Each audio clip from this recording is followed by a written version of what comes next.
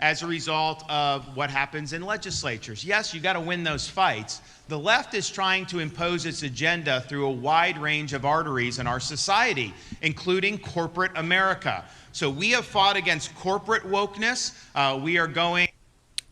I love it how they're now against corporations because they become quote unquote woke when right wingers used to be all about corporations doing whatever they want and having basically unlimited power.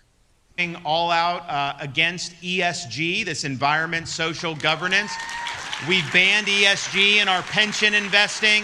We're passing legislation to broaden that and to make sure that Floridians are not discriminated against by banks and other financial institutions because they own guns or they're a Christian or they're a conservative. Woke. That's not happening, but it's funny. Now banks are quote unquote woke. Right wingers don't have any issues when banks discriminate against, black people and brown people, which has been happening longer than any supposed discrimination against Christian gun owners.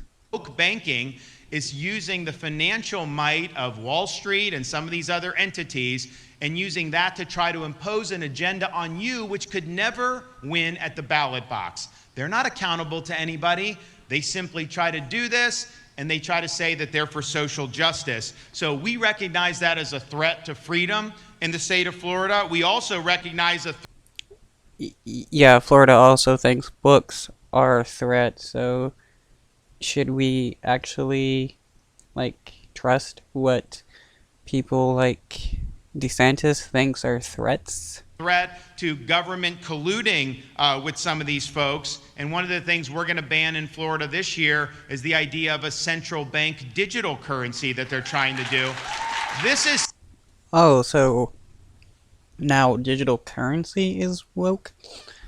It went from, Bitcoin being the liberator of the right wing from the government to Bitcoin is woke. Don't trust it. something. This is something where they want the Fed to control a digital dollar. And guess what will happen? They're going to try to impose an ESG agenda through that. You go and use too much gas, they're going to stop it. They're not going to honor the transaction because you've already bought more than what they think. Right, because that happens all the time where you're limited on the amount of products you can buy. I mean, the only case I see that is with Sudafed, and that's because people make meth. And right-wingers have no issue with people being limited on the amount of Sudafed they can buy.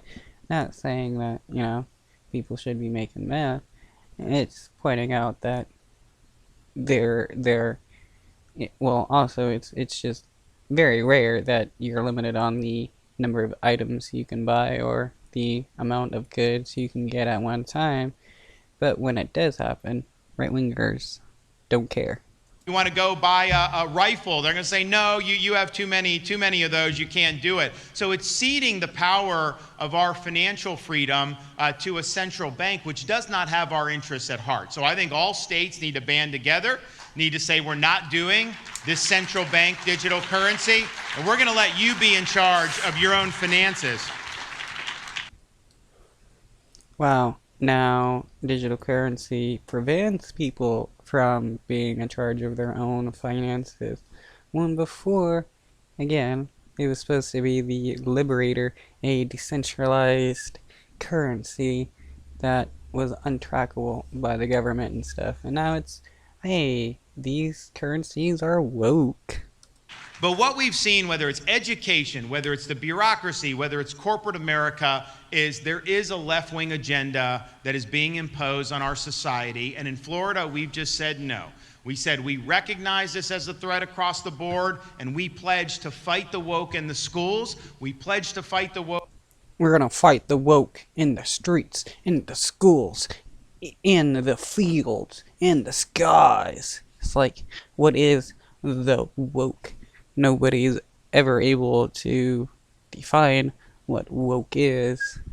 woke and the corporations. We pledge to fight the woke in the halls of the legislature. Florida will never, ever surrender to the woke mob because our state is where woke goes to die. It's also where education goes to die, which is quite hilarious. Now, we're proud of the stands we've taken. We're proud of the success Florida has. And one of the things I kept noticing during the last... I wonder how proud they are of their high amounts of gun violence because of how easy it is to access guns in Florida. ...campaign where the vast majority of Floridians were really satisfied and happy with the trajectory of Florida, but they were very pessimistic about the trajectory of the United States of America. And why not? You look what's going on in D.C. You see Joe Biden, weak, floundering leader. He's controlled by the leftist elements of the Democratic Party. That's hilarious. Look at what he's done. He has probably done as much as anybody, maybe Jerome Powell at the Fed, to unleash the worst inflation that this country has seen in over 40 years. This is making our country... Yeah, because Joe Biden controls inflation just like he controls how much gas costs. Weaker, it's making our citizens poorer. And here's the problem. They've mismanaged this from the start. Massive trillions of dollars of fiscal stimulus, trillions of dollars of the Fed printing money. What do you think is going to happen? Right-wingers weren't complaining when the rich was getting PPP loans and some of them being highly fraudulent. Where were the complaints and all that free stimulus money then? Of course you're going to end up having inflation. And so what they're trying to do, they tried to hike interest rates last year. They did that very rapidly, but that's created major problems. And so what do they do when you have problems at a bank in like Silicon Valley, which is basically doing very wealthy people and servicing that community? They make some mistakes. They are not in a good position. So the Fed, Treasury, FDIC, they bail out Silicon Valley Bank. I'm not sure if they bailed them out. I can't remember. Yeah, the bank made some bad investments, spent people's money, and screwed themselves. Probably did get a bailout because that's what the government does. Right wing, left wing, they will bail out the banks. Though, right-wingers never have an issue when it's a right-wing president bailing out the banks. Well, if there was a bank in this part of Pennsylvania that serviced like agriculture or small businesses, do you think that they would have been bailed out under similar circumstances? No. So what... Yeah, they would have. What they're trying to do with their policies is make all of us deal with the harm, but the elites get insulated from their decisions. And the elites like Ron Desantis, because when he makes mistakes, he doesn't suffer the consequences of it. When various right-wingers do the same, the rich Ron DeSantis does not complain about it. But when left-wingers do the same, it somehow becomes an evil, even if they benefit people on the right. It's pretty hilarious how they feign their hatred for the things that they do.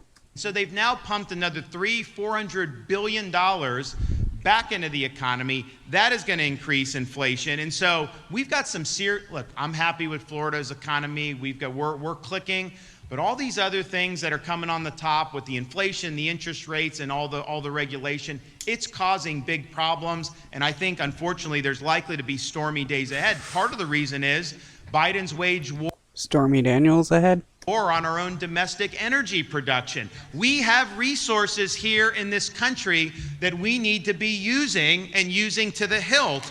It's an issue of national security in addition to the economy.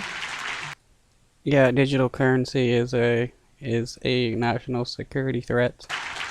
His fecklessness with the border, I think, has been an absolute disgrace. You have people that are dying by the tens of thousands in our country because of fentanyl overdose. You have criminal aliens that are pouring into the country.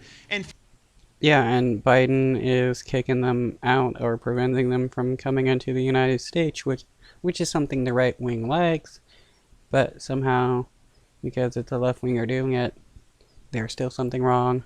Forget about even the bad stuff, just the sheer number of having millions and millions of people that we don't know who these people are dumped into communities all across America. What does that do for social services, education, criminal justice, all these things? It creates huge burdens, and he's basically just turned a blind eye to all of that. It's been a Wow, what a lie right there, because he's recently made a deal with Canada to prevent people from coming into the United States from Canada.